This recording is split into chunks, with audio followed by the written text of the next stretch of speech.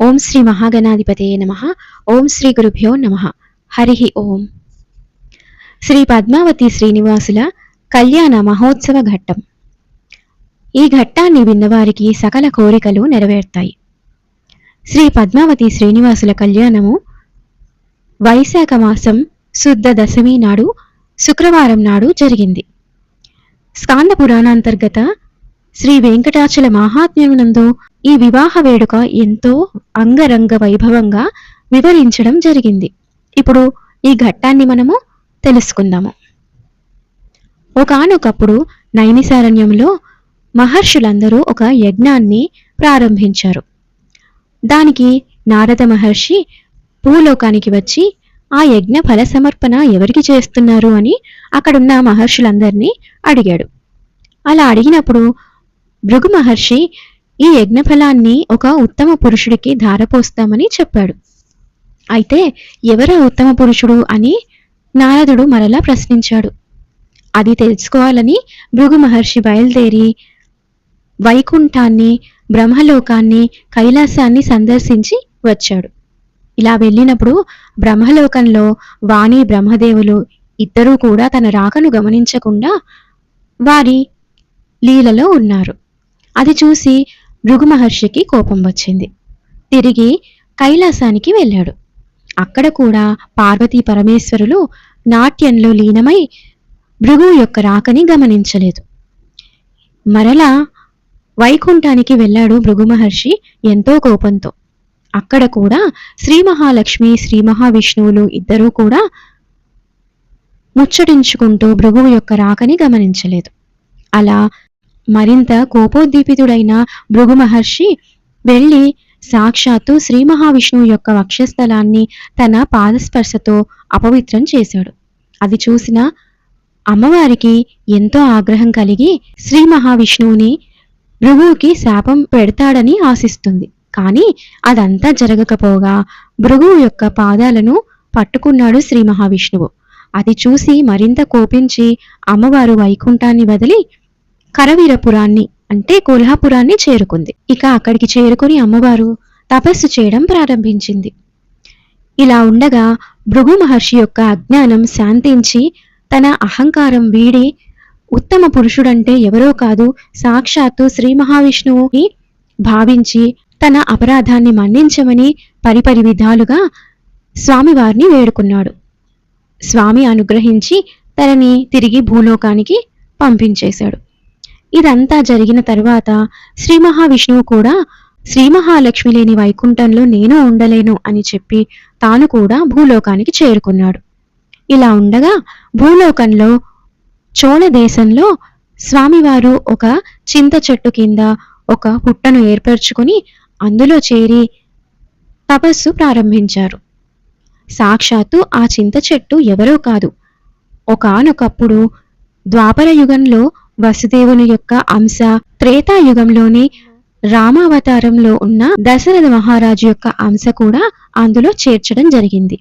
ఇక స్వామివారు తపస్సు చేసుకునే పుట్టలో కూడా ద్వాపర యుగం నాటి శ్రీకృష్ణుడి మాతృమూర్తి అయినటువంటి దేవకీదేవి యొక్క అంశ మరియు రామావతారంలో తన మాతృమూర్తి అయినటువంటి మాత అయినటువంటి కౌసల్యాదేవి యొక్క అంశలని కూడా ఆ పుట్టలో ప్రవేశింపబెట్టడం జరిగింది.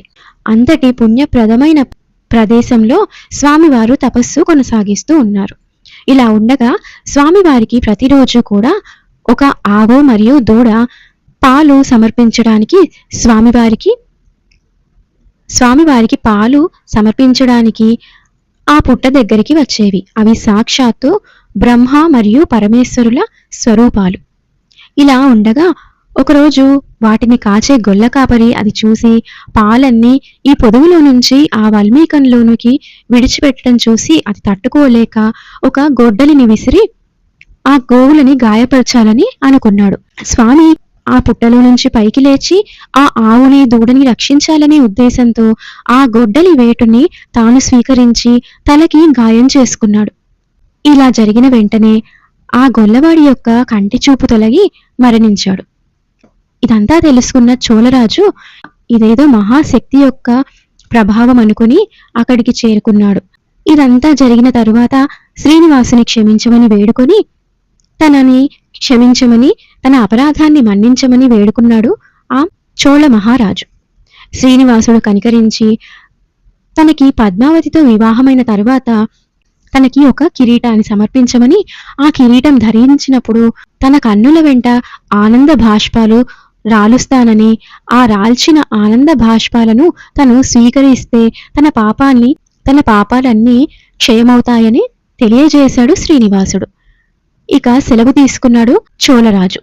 శ్రీనివాసుడు కూడా ఇక ఆ ప్రదేశంలో ఉండకుండా శేషాద్రి కొండకి చేరుకున్నారు. ఆ శేషాద్రి కొండలో శ్రీ వరాహస్వామి యొక్క అవతారం ఆ సమయంలో ఉంది.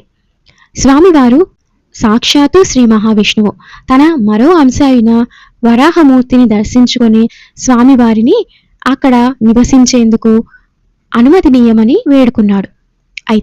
అయితే వకులమాలిక అనే ఒక స్త్రీ తాను తన ద్వాపర యుగంలో తన తల్లి అయిన యశోదాదేవి ఇప్పుడు వకులమాలికగా వెంకటాద్రిపై ఉందని, అక్కడ ఒక పర్ణశాల నిర్మించుకుని నిత్యము స్వామి కైంకర్యంలో తన సేవ కొనసాగిస్తుందని శ్రీ వరాహస్వామి వారు శ్రీనివాసునికి తెలియజేశారు. అక్కడికి వెళ్ళి తనని కరుణించమని స్వామివారికి తెలియజేశాడు వరాహమూర్తి. ఇదంతా విన్న వెంటనే శ్రీనివాసుడు వెంటనే వెంకటాద్రిపైకి చేరుకొని వకులమాలిక యొక్క ఆశ్రమాన్ని చేరుకున్నాడు. వకులమాత తన తలపై గాయాన్ని చూసి అనేక సపర్యలు చేసి మాతృ ప్రేమతో స్వామివారిని ఎంతో ప్రేమగా ఆప్యాయంగా తనకి ఇష్టమైనవన్నీ వండి పెడుతూ అనేక రకములైన సేవలు చేసుకుంటూ ఉంది. ఇదంతా జరుగుతూ ఉండగా ఒకనాడు శ్రీనివాసుడు వనవిహారం చేస్తూ బయటికి వచ్చారు. బయటికి రాగానే స్వామివారి ఎదుట ఒక మదపు టేనుగుల గుంపు కనిపించింది. అది అప్పుడప్పుడు ఆ ఆశ్రమవాసులను ఎంతో ఇబ్బంది పెడుతూ ఉండేది. ఇదంతా తెలుసుకుని స్వామి వాటిని వెంబడించారు. ఆ మదపు టేనుగులు ఎక్కడి దాకా వెళ్ళాయంటే శ్రీ పద్మావతి వనం వరకు ఆ ఏనుగులన్నీ చేరుకున్నాయి. అక్కడి దాకా స్వామి వాటిని వెంబడించారు. ఇలా జరిగిన తరువాత పద్మావతి వనంలో శ్రీ పద్మావతీదేవి సాక్షాత్తు శ్రీ మహాలక్ష్మీదేవి యొక్క అంశ. త్రేతాయుగంలో వేదవతి స్వరూపమైనటువంటి పద్మావతీదేవి ఆకాశరాజు పుత్రికగా పెరుగుతూ ఉంది. అక్కడ వారి చెలికత్తెలతో ఆటలాడుతూ ఉన్న పద్మావతీదేవిని చూసి శ్రీనివాసుడు ఎంతో పరవశుడయ్యాడు. స్వామివారిని దర్శించిన పద్మావతీదేవి కూడా ఎంతో పరవశురాలయ్యింది. ఇద్దరూ కూడా ఒకరినొకరు వివాహం చేసుకోవాలని అనుకున్నారు. ఇదంతా తిరిగి ఆశ్రమానికి వెళ్ళి వకులమాలికకు తెలియజేశాడు. ముందుగా ఎంతో కలవరపడింది వకులమాత. వకులమాత తన పుత్రుడైనటువంటి శ్రీనివాసునితో ఇలా అన్నది, నాయన, మనము ఆశ్రమవాసులం, వాళ్ళు అంతఃపురంలో ఉండే మహారాజులు, వారి యొక్క పుత్రికని మనకిచ్చి వివాహం ఎందుకు చేస్తారు అని ఇలా ప్రశ్నించింది. అదంతా తానే చూసుకుంటానని శ్రీనివాసుడు చెప్పాడు. అయితే అంతఃపురానికి వెళ్ళి ఆ వివాహాన్ని నిశ్చయం చేయవలసిందిగా శ్రీనివాసుడు వకులమాతను కోరుకుంటాడు. తన పుత్రుని యొక్క మాటలను అంగీకరించి వకులమాత ఆకాశరాజు యొక్క అంతఃపురానికి బయలుదేరింది. ఈలోగా శ్రీనివాసుడు ఒక ఎరుకలసాని వేషంతో అంతఃపురాన్ని చేరుకుంటాడు. అక్కడ పద్మావతి దేవి యొక్క పరిణయం గురించి వారికి తెలియజేస్తాడు. అక్కడికి వెళ్ళి ఆకాశరాజు ధరణీదేవి దంపతులను కలిసి వారి కుమార్తె అయిన శ్రీ పద్మావతి దేవి యొక్క పరిణయ ఘడియలు త్వరలోనే రాబోతున్నాయని, త్వరలోనే శ్రీనివాసుడు అనే ఒక ఆశ్రమవాసి తన కూతురిని వివాహం చేసుకుంటాడని, తనే తనకి యోగ్యమైన వరుడని, తప్పకుండా వారిద్దరికీ వివాహం చేయవలసిందిగా ఎరుకలసాని రూపంలో ఉన్న శ్రీనివాసుడు ఆ దంపతులకు తెలియజేస్తాడు. ముందుగా అంగీకరించకపోయినా స్వామి పద్మావతి దేవి యొక్క పూర్వ వృత్తాంతాన్ని, తన యొక్క పూర్వ వృత్తాంతాన్ని వారికి వినిపించడంతో వారు మనస్ఫూర్తిగా ఆ వివాహానికి అంగీకరిస్తారు. ఇదంతా వారికి తెలియజేసి స్వామివారు అదృశ్యమవుతారు. ఈలోగా వకులమాత అంతఃపురానికి చేరుకొని వారితో శ్రీ పద్మావతీ దేవి శ్రీనివాసుల యొక్క వివాహ నిశ్చయం గురించి వారికి తెలియజేస్తుంది. ఇదంతా ముందుగానే తెలుసుకున్న ఆకాశరాజు ధరణీదేవి దంపతులు ఆమెను ఎంతో సగౌరవంగా ఆహ్వానించి ఆ వివాహానికి వారి సమ్మతిని సంపూర్తిగా తెలియజేస్తారు. ఇంతలో వారి నిశ్చయ తాంబూలాలు సిద్ధమవుతాయి. ఆకాశరాజు పద్మావతి శ్రీనివాసుల కళ్యాణానికి లగ్న నిర్ణయం చేయించడానికి దేవలోకం నుంచి తన గురువైనటువంటి బృహస్పతిని ప్రార్థిస్తాడు. బృహస్పతి రాగానే అతని మణిపీఠం పైన కూర్చోబెట్టి అర్ఘ్యపాద్యాదులిచ్చి పూజిస్తాడు. ఆ తర్వాత వకులమాలిక రాక గురించి సవిస్తారంగా వివరిస్తాడు. ఇదంతా విని గురువు ఎంతో సంతోషిస్తాడు. అయితే పద్మావతి శ్రీనివాసుల కళ్యాణానికి శుభముహూర్తం పెట్టే యోగ్యమైన వాడు సుఖమహర్షి అని చెప్తాడు. సుఖమహర్షిని గనుక పిలిస్తే సుఖమహర్షి దగ్గరికి వెళ్ళి ఈ విషయమంతా తెలియజేసి శ్రీ పద్మావతి శ్రీనివాసుల కళ్యాణానికి చక్కటి ముహూర్తాన్ని నిర్ణయించమని వేడుకుంటే వారు సరైన ముహూర్తం పెడతారని, దానికి ఎంతో భక్తి శ్రద్ధలు అవసరమని చెబుతాడు. ఆకాశరాజు తన తమ్ముడైనటువంటి తొండమానుడిని పిలిచి సుఖమహర్షి ఈ వివాహానికి యోగ్యమైన లగ్న నిర్ణయం చేస్తాడని భావించి గురువు యొక్క ఆదేశంతో అందరూ కలిసి బయలుదేరడం జరుగుతుంది.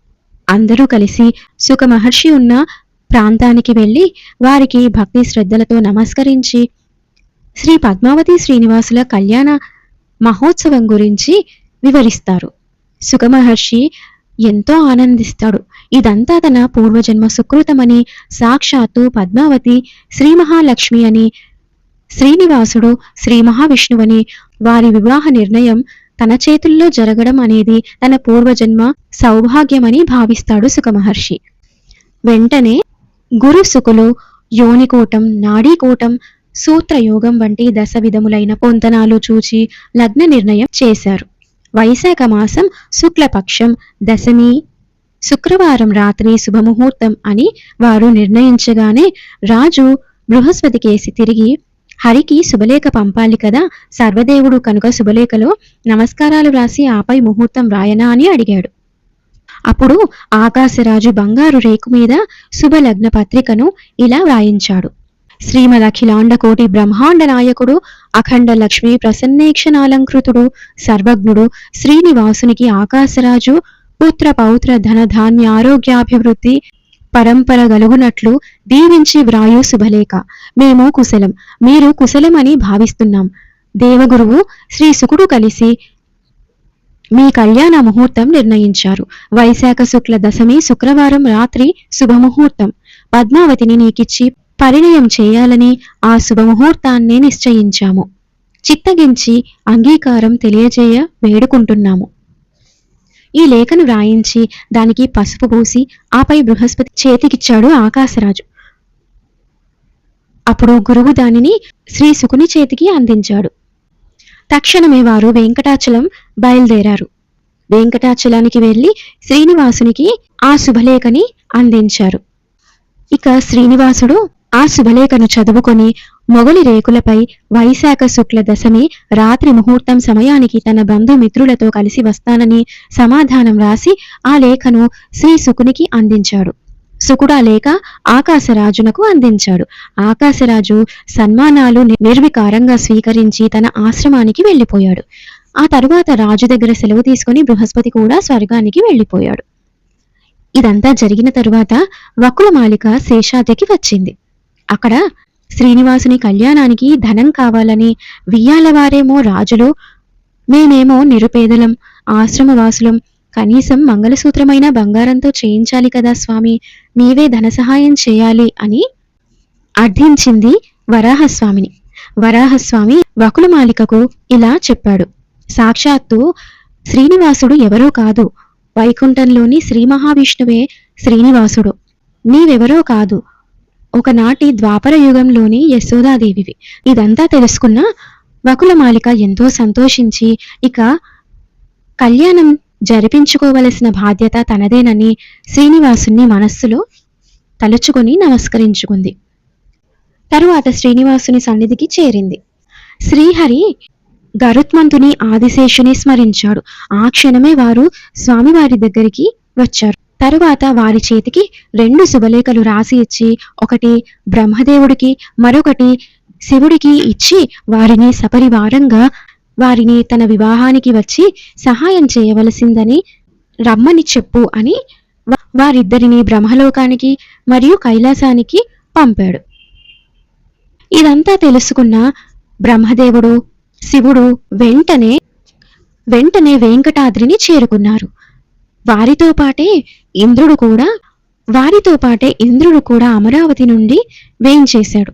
ఇక విశ్వకర్మను తోడ్కొని పోయి నారాయణపురం చేరి అపురూప శిల్ప సౌందర్యంతో కూడిన భవనాన్ని నిర్మాణం చేయమని అన్నాడు స్వామి.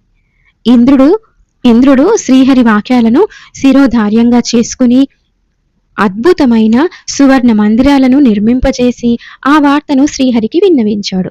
శ్రీనివాసుడు ఆహ్వాన పత్రాలను అందించి పెద్దలైన వారిని పిలిచే బాధ్యత షణ్ముఖునకు అప్పగించాడు. మర్యాదలు చేసే బాధ్యత మన్మధునికి అప్పగించాడు. వంటలను చేసే బాధ్యత పనులు అగ్నికి నీటిని సమృద్ధిగా అందరికీ అందేలా చేసే పనిని వరుణునికి అందించాడు. ఇక సుగంధ ద్రవ్యాలు అందరికీ అందించే పనిని వాయువునకు, సమయానికి దక్షిణలను సమర్పించే బాధ్యత కుబేరునికి, విడిది భవనాలలో దీపాలు వెలిగించే పని చంద్రునికి అప్పగించాడు. ఎవరికి ఏ పాత్ర కావాలో, ఏ వస్తువు కావాలో ఆయా పాత్రలు, వస్తువులు ఆయా వ్యక్తులందరికీ అందించే బాధ్యతను వసువులకు అప్పగించాడు. అన్ని పనులను సక్రమంగా చేయించే పని యముడికి అప్పగించాడు. ఇవన్నీ పూర్తి కాగానే వశిష్ఠ మహర్షి వచ్చి వరాహస్వామి సన్నిధిలో యజుశాఖ విధానంతో గృహయజ్ఞ ప్రయత్నం ప్రారంభించాడు.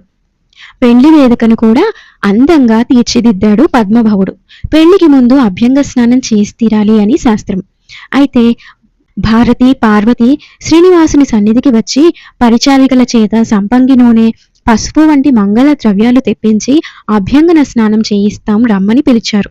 అయితే అప్పుడు శ్రీహరి చింతాక్రాంతుడయ్యాడు. స్వామి అలా ఎందుకున్నారు అని అందరూ అడగగా, తన పట్టపురాణి అయినటువంటి శ్రీ మహాలక్ష్మి తనని విడిచి అరవీరపురంలో ఉండగా తను అభ్యంగ స్నానం ఎలా చేయగలనని అన్నాడు శ్రీ మహావిష్ణువు.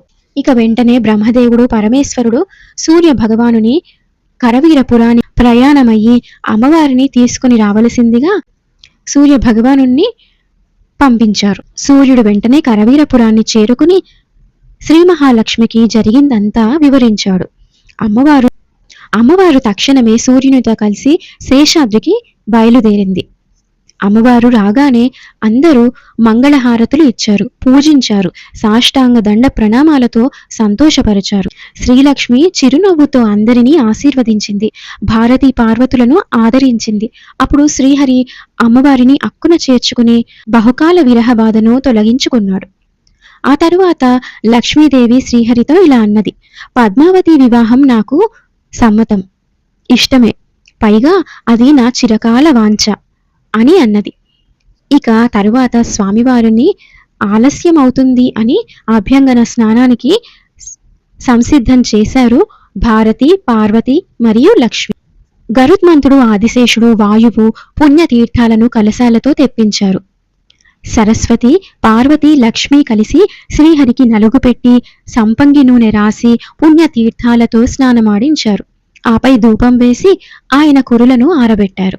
దివ్య వస్త్రభూషణాలంకృతిని చేశారు. ఆపై మంగళహారతులిచ్చారు. పెండ్లి కొడుకుగా శ్రీహరిని తీర్చిదిద్దారు. వశిష్ఠుడు బ్రహ్మత్వం నెరపగా శ్రీనివాసుడు కులదేవతార్చన చేశాడు. వశిష్ఠుడు కులదేవతార్చనకు ముందు శ్రీహరిని తన కులదేవత ఎవరని అడగగా శమీ వృక్షమని చెప్పాడు. శమీ వృక్షమనగా జమ్మి చెట్టు. జమ్మి చెట్టు కుమారధార తీర్థ సమీపంలో ఉంది అన్నాడు. అప్పుడు వశిష్ఠుడు బ్రహ్మాదులతో కలిసి శ్రీనివాసుని కుమారధార తీర్థానికి తీసుకుని వెళ్లి అక్కడ ఉన్న జమ్మి చెట్టుకు అర్చనలు చేయించాడు. అర్చనానంతరం హరి శమీ తరువరానికి 9 ప్రదక్షిణలు చేశాడు. నిర్విఘ్నంగా వివాహం జరిగేలా దీవించమని దేవదేవుడు వృక్షదేవతను ప్రార్థించాడు. అయితే వెంటనే ఆ వృక్షంపై ఒక దేవత ప్రత్యక్షమై తథాస్తు అన్నది.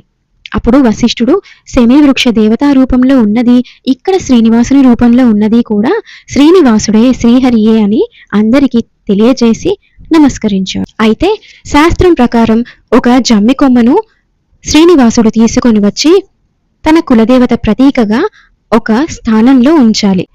వరాహస్వామి వారి సన్నిధికి చేరుకొని స్వామివారి అనుమతితో ఆయనకు ఎదురుగా ఉన్న ఒక స్థలంలో ఒక మంటపం ఏర్పాటు చేసి దానిపై ఒక వస్త్రం వేసి బియ్యము మంచి ముత్యాలు పోసి జమ్మి కొమ్మను దానిపై నిలబెట్టి వెళ్లేటప్పుడు తనకు పద్మావతీదేవికి జరిగే వివాహానికి రమ్మని ఆహ్వానించగా ఒకేసారి రెండవతారాలు ప్రజలకు దర్శనం ఇవ్వరాదని, పైగా ఈ సమయంలో పొలాలు బాగా పండి ఉన్నాయని వాటి రక్షణ తన కర్తవ్యమని తన బదులుగా వకుల మాలికను పంపుతానని, అసలు వివాహం జరిగేదే వకుల మాలిక కోసమని శ్రీనివాసునికి సాదరంగా తెలిపి పంపించాడు. శ్రీనివాసుడు తిరిగి వివాహ కార్యక్రమాలు జరిగే చోటికి వచ్చాడు. ఇక బ్రహ్మను పిలిచి మనము ఆకాశరాజు వద్దకు తరలి వెళ్ళాలి, ప్రయాణ భేరీ మ్రోగించు అన్నాడు. అయితే వివాహానికి వెళ్లే ముందు వచ్చిన వారికి అర్థులకు పేదలకు సంతర్పణ చేయకుండా వెళ్ళరాదు, అన్నదానం జరగనిదే పెళ్లికి తరలి వెళ్ళరాదని సప్తర్షుల నియమం చేసిన విషయం నీకు తెలుసు గదా తండ్రి అని బ్రహ్మదేవుడు శ్రీనివాసునికి సెలవిచ్చాడు. అదే సరి అయిన పద్ధతి అన్నాడు బ్రహ్మను సమర్థిస్తూ శివుడు. అప్పుడు శ్రీహరి పెళ్లికి కాని పెళ్లికి ముందు గాని జరిగే సంతర్పణలకు కాని తన దగ్గర ధనం లేదు అని గుర్తుకు వచ్చి ఆలోచనలో పడ్డాడు. భార్య లక్ష్మిని అడగడం ఇష్టం లేక పుష్కరిణి తీరంలో ఉన్న అశ్వత్థ వృక్షం దగ్గరకు వెళ్ళాడు. అక్కడ చెట్టు నీడలో కూర్చుని కుబేరుడిని స్మరించాడు. అతడు ఆ క్షణమే అక్కడకు వచ్చాడు. అప్పుడు శ్రీహరి అతనితో ఏకాంతంగా ఇలా అన్నాడు. కుబేరా, నా వృత్తాంతమంతా నీవెరిగినదే. ప్రస్తుతం లక్ష్మి నాకు దూరమైంది. తలమునకలుగా ఉన్నాను, చేత చిల్లిగవ్వలేదు. నా పెళ్లికి ధనమిమ్ము అని లక్ష్మిని అడగాలంటే మొగమాటంగా ఉంది. అందుకే ప్రత్యక్షంగా నిన్ను పిలిపించాను. వివాహార్థం నాకు 1,14,00,000 నిశ్వాసాలు అంటే 12 గ్రాముల బంగారు నాణెమును నిష్కము లేదా నిశ్వాసము అంటారు అప్పుగా ఇయ్యి సంవత్సరమునకొకసారి నీకు వడ్డీ ఇప్పిస్తూ ఉంటాను. కలియుగాంతంలో నీ అప్పు పూర్తిగా తీర్చేస్తాను. నా మాట అసత్యమని మాత్రం అనుకోవద్దు. నీకు నేను ఒక పత్రం రాసి బ్రహ్మను శివుడిని పిలిపించి సాక్షి సంతకాలు చేయించి నేను కూడా సంతకం చేస్తాను. ఆ పత్రాన్ని నీకు ఇస్తాను అని అన్నాడు.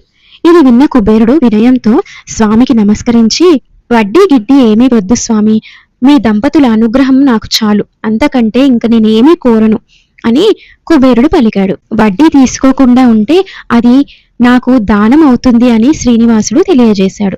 వడ్డీ తీసుకుంటే అది దానం అవ్వదు, అందుకే తప్పకుండా వడ్డీ తీసుకోవలసిందే అని శ్రీనివాసుడు పలికాడు. ఇలా పలికి అప్పటికప్పుడే పత్రం రాయించి సాక్షి సంతకాలు చేయించి బ్రహ్మచేతికిచ్చి మరొక్కసారి అతన్ని చదవమని ఆజ్ఞాపించి అతడు చదివాక కుబేరుని చేతికిచ్చాడు. కుబేరుడు ఖిన్నుడయ్యాడు. స్వామి, నన్ను కరుణించు, నన్ను అనుగ్రహించు అని దీనంగా కుబేరుడు పలికాడు. అప్పుడు శ్రీనివాసుడు కుబేరునితో ఇలా అన్నాడు. నాయనా, సర్వస్వం నేనే అయినా ఈ సంపదలను నీకిచ్చాను కనుక ఇప్పుడు ఇవి నీవే, నావి కాదు. ప్రజలకు 2 సత్యాలు ఈ సంఘటన ద్వారా తెలియాలి.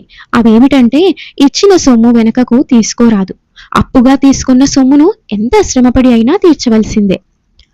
లక్ష్మీదేవి నన్ను విడిచిపెట్టడం వల్ల ఇక్కడకు వచ్చేటప్పుడు రిక్తహస్తాలతో వచ్చాను, తిరిగి రిక్తహస్తాలతోనే వైకుంఠానికి చేరుతాను. జీవులు పుట్టేటప్పుడు ఏదీ వెంట తెచ్చుకోరు, పోయేటప్పుడు ఏదీ వెంటరాదు, కేవలం కర్మపుంజం మాత్రమే వెంట వస్తుంది. ఈ సత్యాన్ని లోకానికి తెలియజేయడం కోసమే ఇదంతా చేస్తున్నాను అని శ్రీనివాసుడు పలికాడు. ఇక సరే అని శ్రీనివాసునికి నమస్కరించి శ్రీహరికి సొమ్మిచ్చాడు. శ్రీహరి ఆ సొమ్ము కుబేరుని వద్దనే ఉంచి కావలసిన పదార్థాలు తెప్పించమన్నాడు. కుబేరుడు ఆ సొమ్ముతో నవధాన్యాలు, పప్పులు, ఉప్పులు మొదలగు భోజన ఆవశ్యక సామాగ్రి, యజ్ఞ సామాగ్రి, మంగళసూత్రాదులు ఒకటేమిటి వివాహానికి ఏమేం అవసరమో అవన్నీ తెప్పించాడు. శ్రీహరి సంకల్ప బలం వల్ల సుర, సిద్ధ, సాధ్య, నర, కిన్నర, పన్నగ, యక్ష, చారణాసుర, విద్యాధర, గంధర్వాదులందరూ ఆ పెళ్లికి వచ్చారు. భూమి మీదకి రాగానే వారికి మనుష్య లక్షణాలు వచ్చాయి. వెంటనే వారందరికీ ఆకలి వేయడం ప్రారంభించింది. ఇక స్వామివారు అగ్నిహోత్రుని పిలిచి తన భార్య అయినటువంటి స్వాహాతో కలిసి వచ్చిన వారందరికీ భోజనాలు వండి వడ్డించు అని ఆజ్ఞాపించాడు. స్వామి, వండడానికి గిన్నెలు కుండలు ఇక్కడ ఏమీ లేవు, మరి వంట ఎలాగా అన్నారు అగ్ని స్వాహాలు. అప్పుడు నారాయణుడు చిరునవ్వుతో, ఈ కొండ మీద కుండలు ఎక్కడ దొరుకుతాయి అవన్నీ మనకు తెలియదు కనుక పుష్కరిణిని అన్నం వండే పాత్రగా రమ్మనండి. పాప వినాశన తీర్థాన్ని పప్పు పాత్రగా, ఆకాశగంగను పాయస పాత్రగా, తుంబురు కోనను చిత్రాన్న పాత్రను చేయండి. దేవతీర్థం కూరగాయల పాత్రగా, కుమారధారా తీర్థం భక్ష్య పాత్రగా, పాండవ తీర్థం పచ్చడుల పాత్రగా చేసుకుని వంట సంసిద్ధం చేయలేవా? శ్రీహరి ఇలానే లోపే అన్ని ఆయా తీర్థాలన్నీ కూడా వంటకు పనికి వచ్చే పాత్రలుగా మారిపోయాయి. అవిగాక అష్టవసువులు కూడా అక్షయ పాత్రలు తెప్పించి అగ్నికి ఇచ్చారు. అగ్ని ఆ క్షణమే వివిధ భక్ష్య భోజ్య చోష్య లేహ్య పదార్థాలు పరమ రుచిగా తయారు చేసి సిద్ధం చేశాడు. అనంతరం హరి సన్నిధికి వచ్చి ఆహార పదార్థాలన్నీ సిద్ధంగా ఉన్నాయని వడ్డనకు ఏర్పాట్లు చేయించమని చెప్పాడు. శ్రీహరి కార్తికేయుని పిలిచి భోజనాలకు పాండవ తీర్థం నుండి శ్రీశైలం వరకు, అంటే సప్తగిరులలో ఒకటైనటువంటి శ్రీశైలం వరకు ఆకాశంలో ఒక మంటపం నిర్మాణం చేయించమని, బ్రాహ్మణాది సకల వర్గాల వారిని స్నానాలు చేసి భోజనాలకు వేంచేయమని చెప్పమని అన్నాడు. కుమారుడు వారి మాటలు మన్నించి విశ్వకర్మ ద్వారా భోజనశాల నిర్మాణం చేయించాడు. అతిథి అభ్యాగతులను భోజనానికి స్వయంగా తానే ఆహ్వానించాడు. తీరా అతిథులంతా భోజనశాలకు వచ్చాక భగవంతునికి నివేదించకుండా అన్నదానం చేయకూడదని శ్రీహరి బ్రహ్మతో చెప్పాడు. అయితే స్వామి మీరే ఎదురుగా ఉన్నప్పుడు ఇక వేరే దైవం ఎవరు అని అన్నారు. అప్పుడు స్వామి నవ్వి శాస్త్రం ప్రకారం ఆలయంలో ఉన్న దేవతలకు నివేదన చేయవలసిందే అని అన్నాడు. ఇక ఒక బంగారు పల్లెంలో అన్ని ఆహార పదార్థాలు కొంచెం కొంచెం వడ్డించి అహోబల నరసింహస్వామి వారికి నివేదన చేసి రమ్మని అన్నాడు. అప్పుడు బ్రహ్మ హరి లీలలకు ఆశ్చర్యపోతూ తన మహామహిమతో అహోబల నరసింహునకు అర్చనలు చేసి ధూప దీప నైవేద్యాలిచ్చి వైశ్వదేవము బలిహరణము మొదలైన నిత్యకర్మలను ఆచరించాడు. అనంతరం వాయుదేవుడు వచ్చి అతిథులకు భాజనములు అంటే కంచాలు లేదా ఆకులు ఏర్పాటు చేసి భోజన పదార్థాలన్నీ వడ్డించాడు. అప్పుడు శ్రీ మహావిష్ణువు ఏకో విష్ణు మహద్భూతం అనే మంత్రాన్ని పఠిస్తూ ఒక పల్లెంలోకి అక్షింతలు నీళ్లు విడిచిపెట్టి తన మహామహిమతో భోజనాలకు కూర్చున్న వారందరికీ ఎదురుగా నిలబడి శ్రీకృష్ణార్పణమస్తు అంటూ ఆపోసనము నీళ్లు వడ్డించాడు.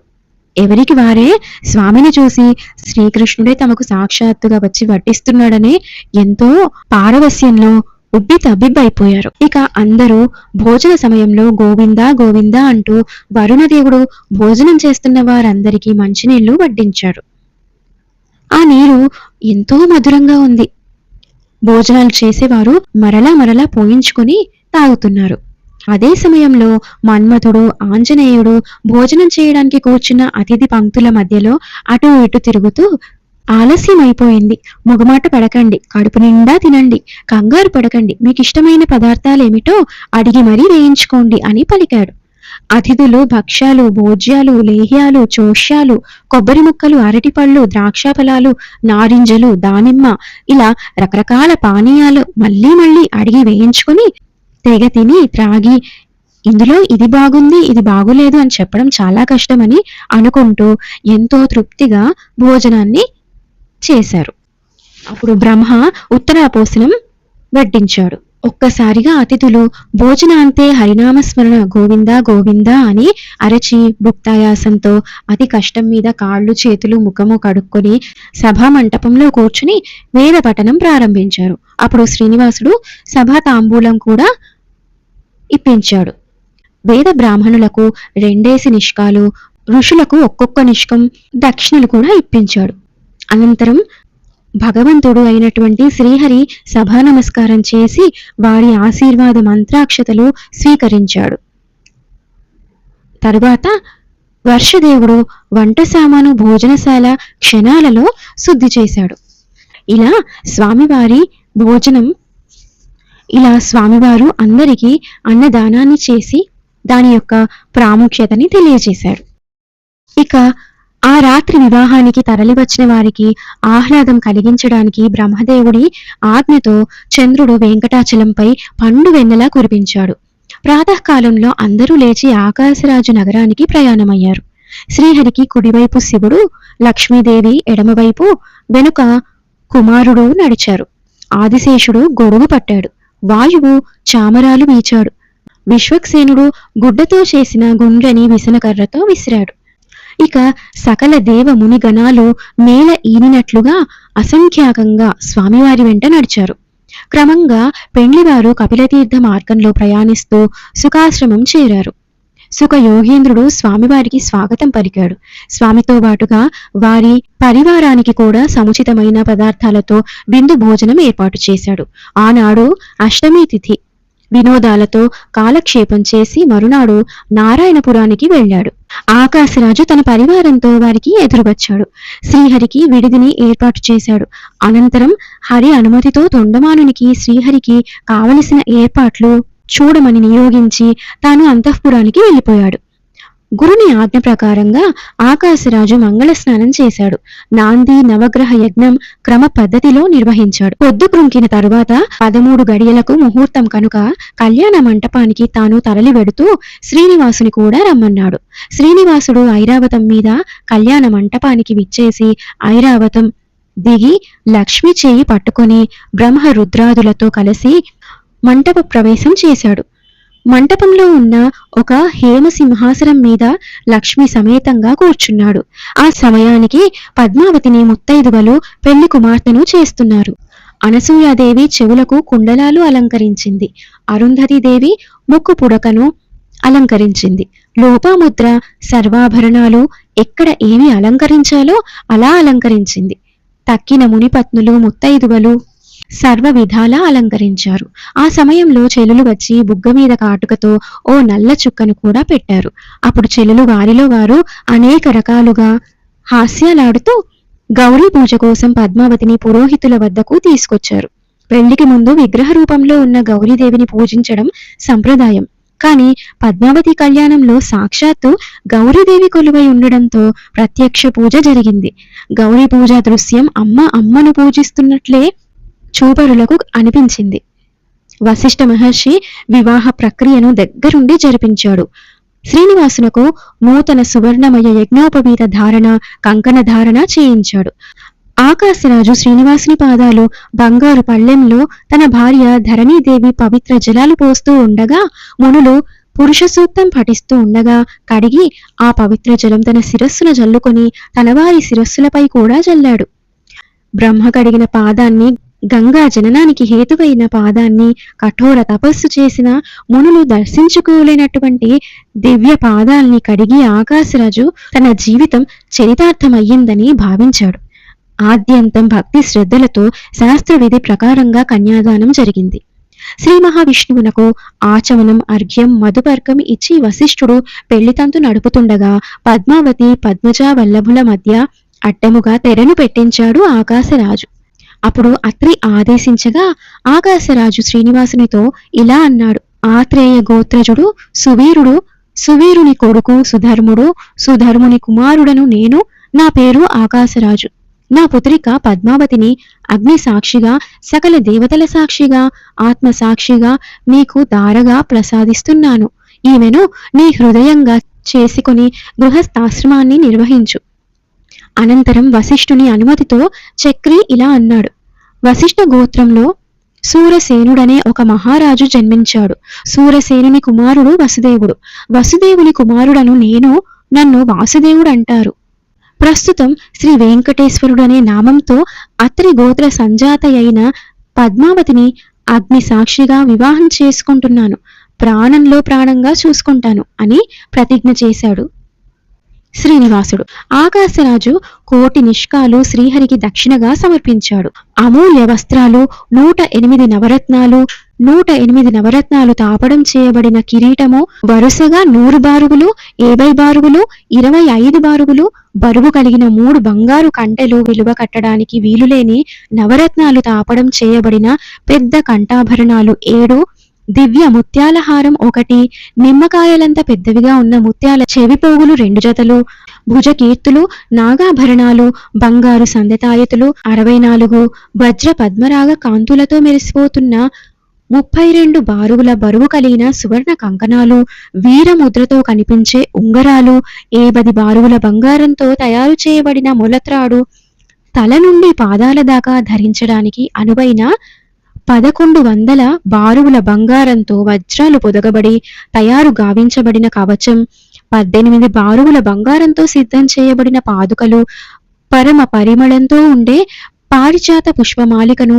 శ్రీనివాసునకు సమర్పించి అలంకరింపచేశాడు. మహర్షులు మంగళాష్టకాలు చదువుతుండగా దర్భలు, పువ్వులు, బంగారు అక్షతలు కలిపిన నీరు శ్రీహరి చేతిలో పోసి కనక రత్నాభరణ భూషిత అయిన పద్మావతి చేతిని శ్రీమన్నారాయణుని చేతిలో ఉంచి ధారాదత్తం చేశాడు. అనంతరం మాంగళ్య ధారణము, కంకణ ధారణము జరిగాయి. తదనంతరం తలంబ్రాలు పోసుకొనుట, ప్రధాన హోమం, సప్తపది పేలాలతో చేసే హోమం, ప్రవేశ హోమం కూడా జరిగాయి. అనంతరం వశిష్ఠుడు అరుంధతి నక్షత్ర దర్శనం చేయాలి అన్నాడు. శ్రీనివాసుడు మందహాసం చేశాడు. అంతరార్థం గ్రహించిన అరుంధతి పద్మావతి శ్రీనివాసులకు దర్శనం ఇచ్చి తన జీవితం చరితార్థం చేసుకున్నది. ఆపై స్థాళీపాకము, ఔపాసన వంటి వివాహ కృత్యాలన్నీ పూర్తి చేసి శ్రద్ధతో వశిష్ఠుడు, అత్రి వంటి మహానుభావులకు నూతన దంపతులు నమస్కరించి ఆశీస్సులు అందుకున్నారు. అప్పుడు ఆకాశరాజు షోడశ మహాదానాలు చేసి సభాపూజ కూడా చేసి అందరికీ ఫలదక్షిణ తాంబూలాలు ఇప్పించాడు. పద్మావతిని హరితో కాపురానికి పంపించడానికి సంసిద్ధుడై ఆకాశరాజు ఆయనతో ఇలా అన్నాడు: శ్రీహరి సంతానహీనుడనై అలమటించిపోతున్న సమయంలో ఈ పద్మావతి నాకు పుత్రికగా లభించింది. ఈ తల్లి వచ్చిన వేళ విశేషం వల్ల నాకు మహాసంపదలు లభించాయి. ఈ వసుదానుడనే కొడుకు జన్మించాడు. ఈ కుర్రవాడి బాధ్యత కూడా నీదే. మమ్మందరినీ అనుగ్రహించి పాలించి రక్షించు. శ్రీహరి ఆకాశరాజును ఓదారుస్తూ, మీ అబ్బాయి గురించి ఏమాత్రం బెంగ పెట్టుకోవలదు, రక్షణ బాధ్యత నాది అన్నాడు. ఆకాశరాజునకు అభయం ఇచ్చాడు. అనంతరం ఆకాశరాజు అరుంధతి 10 బండ్ల పెసరపప్పు, 40 బండ్ల చింతపండు, 20 వందల కుండలతో నేయి, 200 భాండాలతో పంచదార, ఇంకా ఆవాలు, జీలకర్ర, మెంతులు, ఇంగువ, మిరియాలు, లవణము, వార్తాకము, అరటిపళ్ళు, గుమ్మడికాయలు, కందమూలాలు, కూరగాయలు, మామిడి పళ్ళు, మామిడికాయలు, ఉసిరికలు, తేనెకుండలు అసంఖ్యాకంగా శ్రీనివాసునకు సమర్పించాడు. పద్మావతికి 100 దాసీ జనములను, 300 దాసులను, 10,000 ఆవులను, అనేక దివ్య వస్త్రాలు, ఆభరణాలు, మంచాలు, ఒకటేమిటి పలు వస్తువులు కానుకలుగా ఇచ్చాడు. అవన్నీ స్వీకరించి శ్రీహరి వెంకటాచలానికి ప్రయాణమయ్యాడు. పద్మావతి శ్రీనివాసులు అందరకు మంగళములను అందించారు. ఇలా శ్రీ పద్మావతి శ్రీనివాసుల కళ్యాణం ఎంతో వైభవోపేతంగా జరిగింది. ఈ ఘట్టాన్ని విన్నవారికి, తలుచుకున్న వారికి, చదివిన వారికి అన్ని కోరికలు సిద్ధిస్తాయి. అంతేకాక స్వామివారి, అమ్మవారి సంపూర్ణ కృపా కటాక్ష వీక్షణాలు కలుగుతాయి. స్వామివారి కళ్యాణం వైశాఖ మాసంలో శుద్ధ దశమి నాడు శుక్రవారం నాడు జరిగింది. ఇదే రోజున ఈ కళ్యాణ ఘట్టాన్ని వినడం ఎంతో పుణ్యప్రదం. నమః శివాయ చ నమః శివాయ. నమో నారాయణాయ.